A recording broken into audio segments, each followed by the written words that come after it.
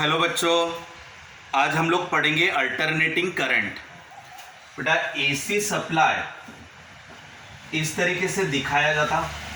ये आपका AC supply का सिंबल है। इसका इक्वेशन रहता है E = E0 sin omega t. ये हो गया हमारा EMF यानी alternating supply connected to pure resistor.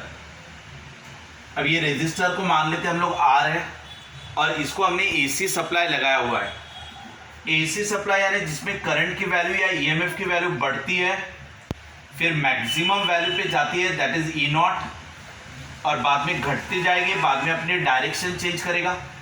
तो ये हो गया अपना एसी सप्लाई यानी करंट आपका बढ़ते भी जाता है, बाद में घटता है। पहले क्लॉकवाइज घूमता है, फिर एंटी क्लॉकवाइज घूमता है। तो ये clockwise anti clockwise clockwise anti clockwise ऐसे चलते रहता। वैल्यू भी आपकी बढ़ती है घटती है। ये हो गया आपका एसी सप्लाई। अभी एसी सप्लाई किसको कनेक्ट किया हमने? रेजिस्टर को कनेक्ट किया है। एक चीज़ याद रखना कि ईएमएफ के साथ साथ करंट होता है रेजिस्टेंस में, यानी इनमें कोई फेज एंगल नहीं बनता, कोई आगे नहीं रहता, कोई पीछे नहीं रहता। जैसे आप बटन ऑन कर दो, आपका सप्लाई चालू हो गया मान लो। यानी अगर हमारा ईएमएफ ऐसा है तो उसी समय से हमारा करंट भी स्टार्ट हो जाता। यानी करंट एक्सिस, करंट का और ईएमएफ का दोनों साथ साथ चलते हैं। जैसे ये सप्लाई लगाया था मैंने, ये ईएमएफ, ये मेरा ईएमएफ था, तो करंट भी उसी समय उसी तरीके से बिहेव करता है। तो ये हमारा करंट वाला ग्राफ हो गया।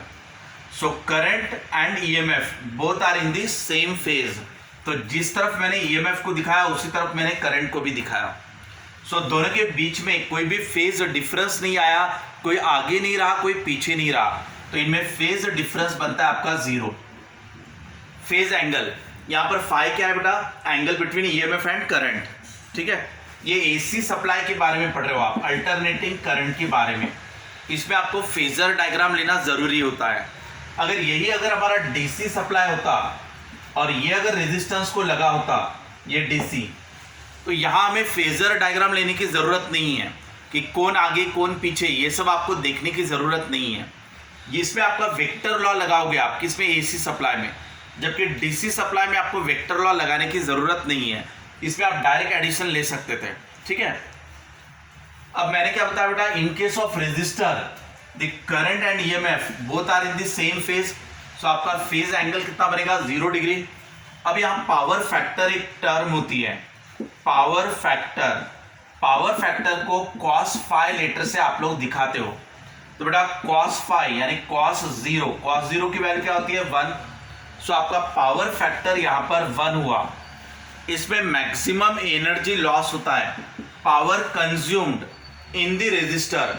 तो रेजिस्टर में कितना पावर कंज्यूम हुआ उसका फॉर्मूला रहता है ERMS IRMS cos फाई। बेटा ये 12th में भी आपने इसका डेरिवेशन पढ़ा है। सो रेजिस्टेंस जो रहता है इसमें पावर कंज्यूम्ड मैक्सिमम होता, क्योंकि ये cos फाई की वैल्यू क्या आ जाती है? 1। तो ये अगर 1 आ गया तो पावर कंज्यूम आपका मैक्सिमम हो गया। आरएमएस वैल्यू क्या रहती है? तो पीक वैल्यू डिवाइडेड बाय √2। ये भी आपने पहले पढ़ चुके हो। आरएमएस वैल्यू रहता है आपका पीक वैल्यू डिवाइडेड बाय √2। तो आप इसको E0 I0 डिवाइडेड बाय 2 भी लिख सकते हो। बेटा पीक वैल्यू बोले तो ये वाला जो ये रहता है, ये पीक वैल्यू या मैक्सिमम वैल्यू होता है। ठीक है, आरएमएस वैल्यू यानी रूट मीन स्क्वायर वैल्यू।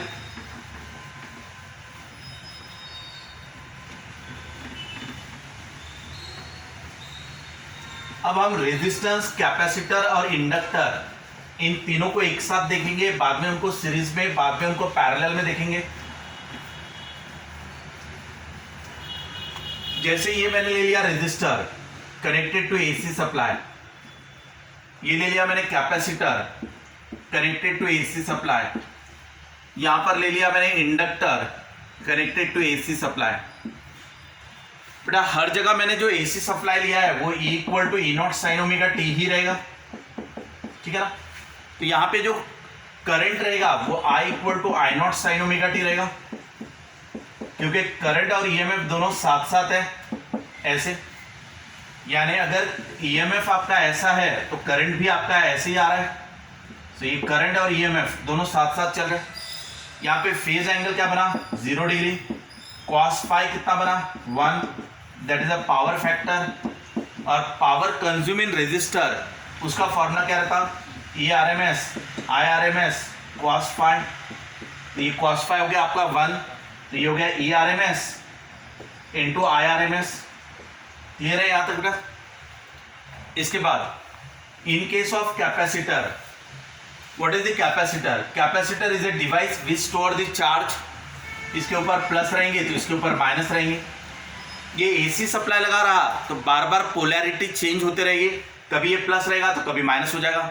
जब ये प्लस माइनस है बाद में ये माइनस प्लस हो जाएगा, क्योंकि बार बार एसी सप्लाई की पोलैरिटी चेंज होते रहती, ठीक है ना। वही अगर डीसी सप्लाई होता तो सीधा सीधा प्लस और माइनस आ गया होता और करंट ब्लॉक हो गया होता। एसी सप्लाई में जाते रहेगा आते रहेगा, करंट फ्लो होते रहेगा, ठीक है। अब कैपेसिटर आपकी इलेक्ट्रिकल एनर्जी को भी स्टोर करता है, क्योंकि प्लस और माइनस के बीच में इलेक्ट्रिक फील्ड बनती है ना, तो वो इलेक्ट्रिक फील्ड को स्टोर रखता है और अकॉर्डिंग टू रिक्वायरमेंट वो एनर्जी को रिलीज करता है। नाउ यहाँ पे भी मैंने एसी सप्लाई कनेक्टेड है, तो E equal to E naught sine omega T ले सकते हो आप। बेटा कैपेसिटर पहले से ही चार्ज को स्टोर रखता है, तो वो पहले ही करंट को भेज भी सकता है। इसमें करंट जो रहता है वो लीड करता है देन ईएमएफ, यानी करंट आगे रहेगा, या तो आप कह सकते हो ईएमएफ लैग द करंट। आप समझो बेटा इसको, आप कैपेसिटर को या आप आसानी से याद रख सकते हो। आप याद रखने के लिए ट्रिक्स बता रहा आपको। Capacitor is the device which store the charge, तो खुद के पास ही चार्ज है तो खुद ही करंट पहले भेज सकता है, इसलिए करंट आगे रहेगा ईएमएफ पीछे रहेगा। ये कैपेसिटर के बारे में आप याद रखने के लिए ट्रिक्स रख सकते हो। सो करंट आपका आगे रहेगा, ईएमएफ आपका पीछे रहेगा। ये ईएमएफ अगर मैंने ये वाला ईएमएफ दिखाया तो करंट इससे आगे दिखाना, यानी अगर करंट आगे ईएमएफ पीछे, आप ऐसे भी दिखा सकते हो। आपको कैसे भी करके करंट को 90 डिग्री से आगे बताना है इन केस ऑफ प्योर कैपेसिटर, ठीक है ना। प्योर के केस में अगर प्योर नहीं रहा, उसके साथ रेजिस्टेंस इंडक्टर अगर रहे तो 90 डिग्री से आगे नहीं रहेगा। सो प्योर कैपेसिटर, अकेला कैपेसिटर, तब ये 90 डिग्री से आगे रहेगा, यानी करंट आपका आगे रहना चाहिए, ये करंट होना चाहिए आपका। जबकि ईएमएफ आपका ऐसा था, ईएमएफ का formula E equal to E naught sine omega T.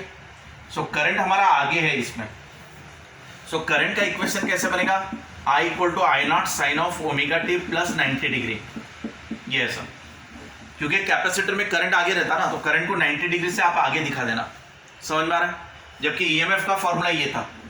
आप यहाँ चेक करो बेटा, यहाँ करंट और ईएमएफ दोनों साथ साथ है तो सेम इक्वेशन बन रहा है। ये ऐसा, आप कैपेसिटर में ले रहे हो तो ईएमएफ ऐसा अगर रहा तो करंट ऐसा रहेगा, यानी 90 डिग्री से आगे रहेगा प्योर कैपेसिटर में। इसमें फेज एंगल कितना बन रहा है? 90 डिग्री।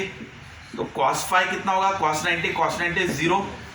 सो बेटा पावर फैक्टर यानी cos phi, so power factor आ जाएगा 0। पावर कंज्यूम का फॉर्मूला आपने याद रखना है, क्या रहता?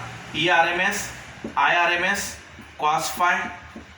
अब तुम्हारा ये cos 0 हो गया, ये आपका cos फाई जो है वो 0 हो गया, तो पूरा का पूरा आंसर 0 आ जाएगा। सो पावर कंज्यूम्ड इन कैपेसिटर क्या आ गया? 0। तो रेजिस्टेंस आपका सबसे ज्यादा पावर को कंज्यूम करता है, यानी पावर लॉस हो जाता है उसमें सबसे ज्यादा। कैपेसिटर में पावर कंजम्पशन कम होता है, नियरली 0 होता है, ठीक है। अब ले लेते हैं इंडक्टर। इंडक्टर क्या होता है? एक सिंपल कॉपर वायर जिसमें इंड्यूस्ड ईएमएफ तैयार होता है according to Faraday's law. Inductor is simple a copper wire, ठीक है ना, जिसमें इंड्यूस्ड ईएमएफ तैयार होता है जो अपोज करता है एक्चुअल ईएमएफ को। ईएमएफ का फॉर्मूला क्या है? ई नॉट साइन ओमेगा टी। इसी को हमने स्टैंडर्ड मान लिया, ठीक है ना। अब इंडक्टर में इंड्यूस्ड ईएमएफ तैयार होता है जो एक्चुअल करंट को अपोज करता, इसलिए करंट पीछे रहता है। ये -90 डिग्री आ गया। तो आपको याद कैसे रखना है? रेजिस्टर में करंट और ईएमएफ दोनों साथ साथ चलते हैं। कैपेसिटर में कैसे याद रखोगे? कैपेसिटर स्टोर द चार्ज, तो करंट पहले भेज देगा वो, तो करंट आगे रहेगा। इंडक्टर में इंड्यूस्ड ईएमएफ तैयार होगा, वो करंट को अपोज करेगा, इसलिए करंट पीछे रहेगा, तो ये करंट पीछे हो गया। सो अब ये कितने डिग्री से पीछे हो गया, 90 डिग्री से। यानी अगर मैंने ये ईएमएफ बता दिया, ठीक है ना, तो करंट 90 से पीछे होना चाहिए, तो यहां से अपना करंट स्टार्ट होना चाहिए। ये आपका करंट वाला एक्सिस, करंट नीचे से स्टार्ट हो रहा है, यहां पर करंट पीछे रहेगा, ईएमएफ आगे रहेगा। सो ये करंट पीछे रह रहा है 90 डिग्री से। सो हमारा पावर फैक्टर अगर आपको पूछा जाए तो cos 90 की वैल्यू 0, सो पावर फैक्टर आ गया 0। बेटा पावर कंज्यूम्ड अगर पूछा जाए इन इंडक्टर तो वापस से same formula, E R M S I R M S cos phi कितना है 0, सो पावर कंज्यूम कितना आ जाएगा 0। अब आप आसानी से याद रख सकते हो कि इंडक्टर और कैपेसिटर को अगर इस्तेमाल किया जाए तो इनमें पावर कंजम्पशन 0 आता है, वही रेजिस्टेंस में पावर कंज्यूम मैक्सिमम आता है। तो as a quality factor, as a best electrical engineer, you will try to utilise more and more capacitor and inductor. और क्योंकि रेजिस्टेंस अगर इस्तेमाल करोगे तो उसमें पावर कंजम्पशन मैक्सिमम होता है इनके कंपैरिजन में।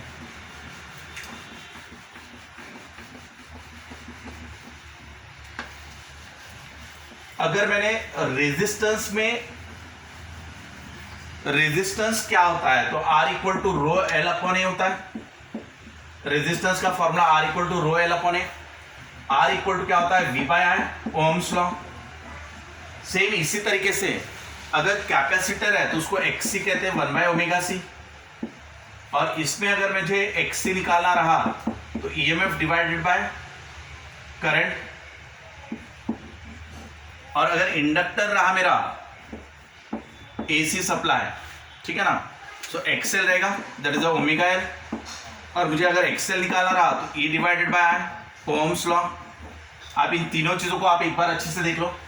रेजिस्टेंस का formula R equal to rho L upon A, Ohm's law R equal to V by I, यानी EMF डिवाइडेड बाय करंट, ये ले सकते हो आप।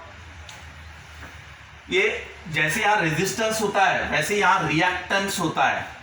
रिएक्टेंस और रेजिस्टेंस दोनों इक्विवेलेंट है। Resistance is opposition to the flow of current. Electron जब मेटल से जाते हैं, ये रेजिस्टर, इलेक्ट्रॉन जब मेटल से जाते हैं तब वो एटम्स को टकराते और उन टकराने की वजह से रेजिस्टेंस आता और इसमें एनर्जी लॉस होता है, आपका पावर कंज्यूम होता है आपका। वही अगर आपने कैपेसिटर लिया तो कैपेसिटर ऐसे नहीं करता। कैपेसिटर जैसे सामने से कोई चार्ज आ रहे होंगे तो इनको रिपेल करके रोक देता है। अगर सामने से कोई चार्जेस आ रहे हैं तो उनको रिपेल करके रोक देता है। तो इसका मतलब क्या हुआ, स्ट्राइकिंग नहीं हुआ, हीट लॉस नहीं हुआ, एनर्जी लॉस नहीं हुआ, ऑटोमेटिक रिपेल करके रोक दिया। सो इसलिए इसमें पावर कंजम्पशन 0 होता है। किसमें, कैपेसिटर और इंडक्टर में। कैपेसिटिव रिएक्टेंस यानी opposition to the flow of current by the capacitor. Capacitor ने करंट को कितना अपोज किया, that is XC capacitive reactance, और XL इंडक्टिव रिएक्टेंस। ये दोनों फ्रीक्वेंसी पे डिपेंड रहता है। ये ओमेगा यानी angular frequency, angular velocity which is equal to 2πf, और L यानी क्या, सेल्फ इंडक्टेंस इसका, और यहाँ पे C यानी क्या, कैपेसिटेंस। ये ओमेगा है, ओमेगा इज 2πf। अब आप देखना बेटा, इसके फॉर्मूले में ओमेगा नहीं आ रहा है, इसके फॉर्मूले में फ्रीक्वेंसी नहीं आ रही। तो AC सप्लाई की जो फ्रीक्वेंसी होती है, AC सप्लाई यानी क्या, कॉइल घूमना, मैग्नेट के अंदर मैग्नेट्स रहते हैं उसके अंदर कॉइल घूमती है। तो 1 सेकंड में अगर 50 बार घूमी तो फ्रीक्वेंसी 50 हो गई। अमेरिका में फ्रीक्वेंसी 60 होगी, इंडिया में 50 होगी।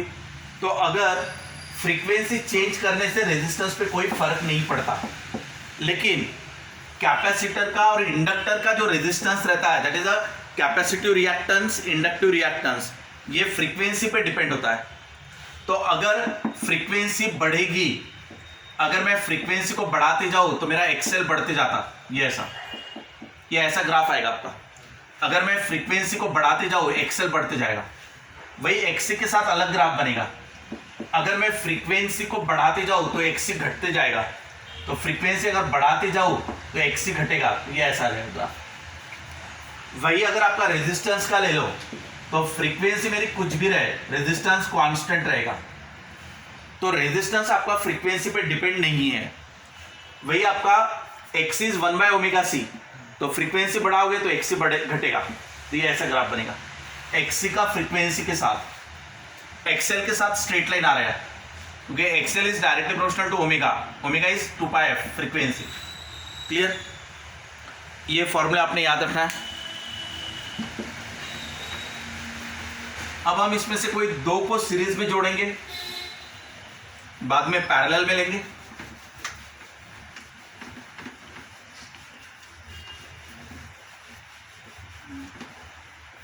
अब मैं रेजिस्टेंस और कैपेसिटर को सीरीज में लूंगा।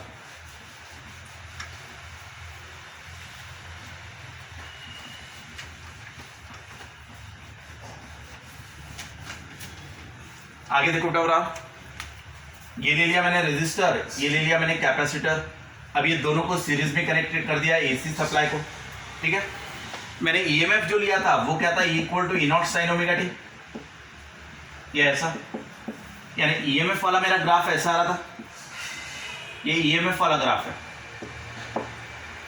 आप देखना बेटा, ये रेजिस्टेंस, ये है एक्सी, एक्सी इज 1/ωc, ठीक है ना, ओमेगा यानी 2πf।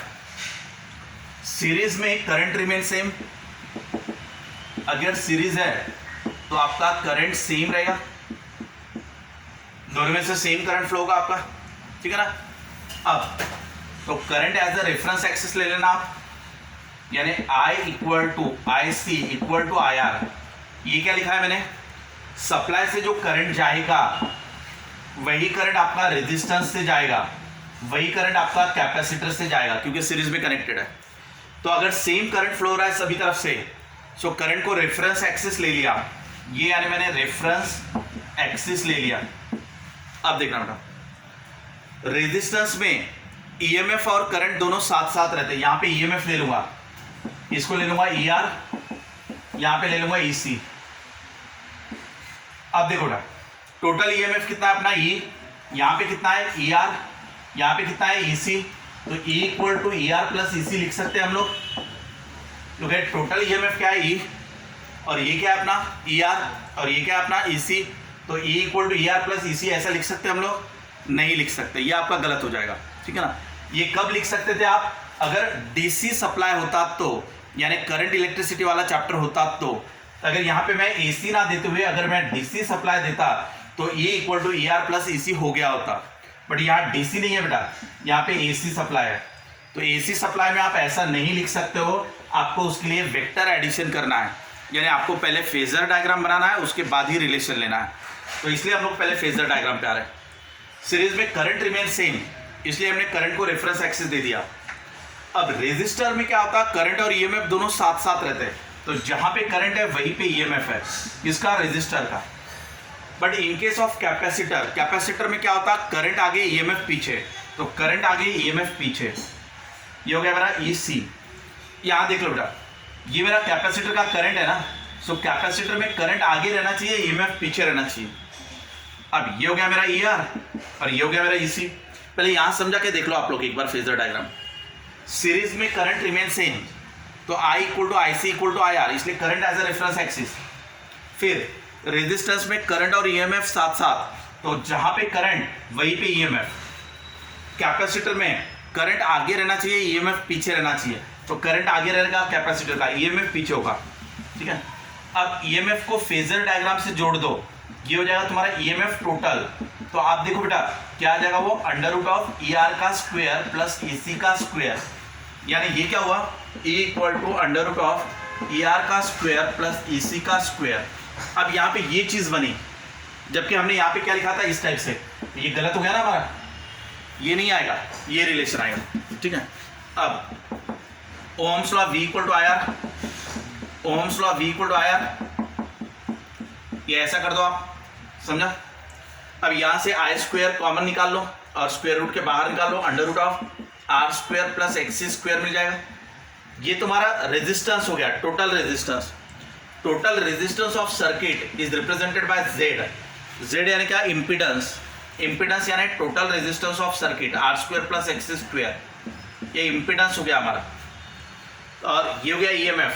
अब EMF बाय करंट कर दो, तो EMF डिवाइडेड बाय करंट यानी Z, तो ये मेरा Z बन गया, ठीक है बेटा। इसको हम लोग इसका भी डायग्राम बना सकते हैं, कैसे, रेजिस्टेंस को X एक्सिस पे बताओ, ये रेजिस्टेंस को, रिएक्टेंस को Y एक्सिस पे दिखाओ, तो ये रेजिस्टेंस ले लिया, ये रिएक्टेंस ले लिया, दोनों का मिला के इम्पीडेंस, उसको आप डायगोनल पे बता दो, तो ये डायग्राम बन जाएगा आपका। तो z का स्क्वायर इक्वल टू r का स्क्वायर प्लस xc का स्क्वायर, ये ट्रायंगल से आ जाएगा। यहाँ पे ये एंगल ले लो फाई, तो इसे भी आप cos फाई कह सकते हो। ईएमएफ और करंट इनमें का एंगल भी फाई, बेटा यहाँ मैं cos फाई दो तरीके से ले सकता हूँ। अगर मुझे कहा जाए कि पावर फैक्टर लो, तो पावर फैक्टर लेना यानी cos फाई लेना, यानी एडजेसेंट साइड अपॉन हाइपोटेनियस, तो ये एडजेसेंट हो गया मेरा ई आर और हाइपोटेनियस मेरा हो गया E total, that is E R divided by under root of E R का स्क्वायर प्लस ई सी का स्क्वायर, ये भी मेरा cos फाई होता है।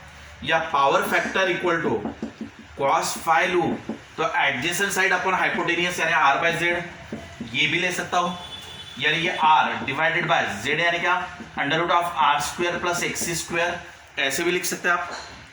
इस तरीके से आप रेजिस्टेंस और कैपेसिटर का सॉल्व करोगे।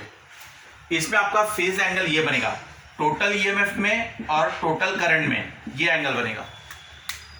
पावर कंज्यूम का formula E R M S I R M S cos phi,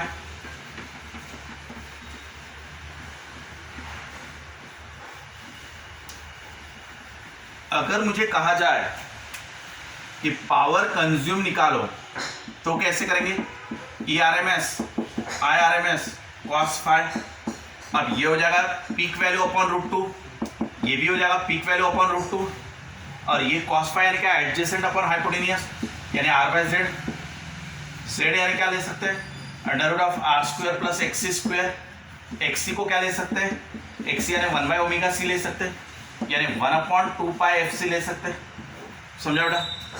या कॉस फाई की जगह पे और एक ले सकते हो आप ई R divided by E total, ऐसा भी ले सकते हैं। इस तरीके से आप पावर कंज्यूम निकालोगे। इसमें एक चीज और देख लेना, अगर अकेला रेजिस्टेंस रहता तो ईएमएफ और करंट साथ साथ रहे होते, अगर अकेला कैपेसिटर होता तो करंट आगे ईएमएफ पीछे रहा होता, लेकिन आप दोनों का मिला के था तो आपका ऐसा एंगल बना था फाई। यहां पे चेक करो, अकेला रेजिस्टेंस होता तो फाई बन रहा था 0 डिग्री, अकेला कैपेसिटर हो रहा तो फाई बन रहा था 90 डिग्री, लेकिन अब रेजिस्टेंस और कैपेसिटर दोनों मिला के है, तो रेजिस्टेंस और कैपेसिटर दोनों मिला के है तो ईएमएफ और करंट में ये एंगल बन रहा है, ठीक है ना। करंट और ईएमएफ में, ये करंट नेट था, ये ईएमएफ नेट था। सो आप देख लो बेटा, ये अकेला रहता तो करंट ईएमएफ 90 से पीछे रहा होता, बट रेजिस्टेंस साथ में रहने की वजह से वो पीछे तो रहेगा लेकिन 90 से नहीं रहेगा, एनी एंगल से रहेगा। ये एंगल आप निकाल सकते हो, ठीक है। यानी इनमें जो ग्राफ बनेगा वो एग्जैक्टली ये अगर ईएमएफ है तो एग्जैक्ट 90 से पीछे या 90 से आगे ऐसा नहीं आएगा, उससे कोई कम ज्यादा वैल्यू आएगी करंट और ईएमएफ की।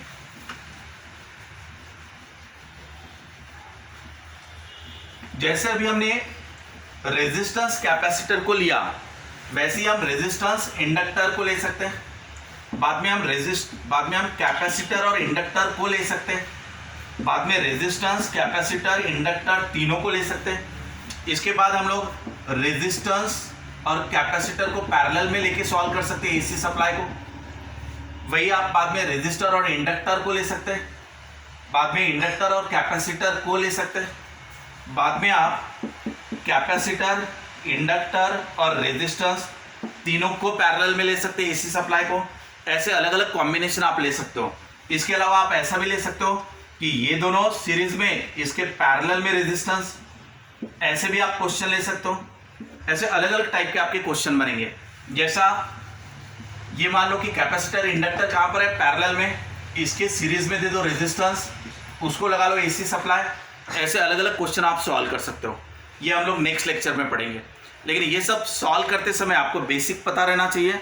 और एक चीज़ कि एसी यानी क्या, हमें वेक्टर लॉज लगाना है, फेजर डायग्राम बना के ही सॉल्व करना है। डीसी सप्लाई का था तो वो करंट इलेक्ट्रिसिटी चैप्टर था, उसमें आपको ज़्यादा सोचने की ज़रूरत नहीं है। जैसे आपको एसी सप्लाई दिख जाए आप समझ लेना कि फेजर डायग्राम बना के ही इक्वेशन बनाना है और सॉल्व करना है। ये एसी सप्लाई के बारे में कई बार डायरेक्ट भी आप कर सकते हो, लेकिन उसके लिए पहले प्रैक्टिस होने के बाद, पहले समझने के बाद।